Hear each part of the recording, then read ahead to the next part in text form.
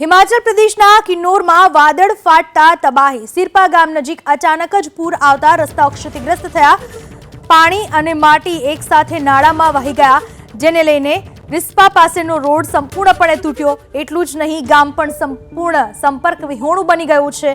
લોકોને અવરજવરમાં મુશ્કેલીનો સામનો કરવો પડ્યો, જ્યારે રોપા પંચાયતમાં પણ પૂરના કારણે મકાનને નુકસાન થયું।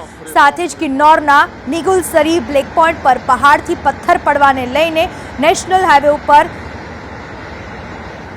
સવારે 4 કલાક સુધી આ નેશનલ હાઈવે બંધ રહ્યો, જેનાથી વાહન ચાલકો પણ અટવાયા। જો કે થોડી વાર બાદ વાહન વ્યવહાર શરૂ કરી દેવામાં આવ્યો। રિસ્પા નજીક અચાનક જ પૂર આવ્યું, જેના કારણે તબાહી મચી ગઈ। હિમાચલ પ્રદેશના કિન્નોરના દ્રશ્યો છે, જ્યાં વાદળ ફાટ્યું અને વાદળ ફાટતા વરસાદનો ધોધ વહેતો થયો। રિસ્પા ગામ નજીક અચાનક જ પૂર આવ્યું, રસ્તાઓ ક્ષતિગ્રસ્ત થઈ ગયા।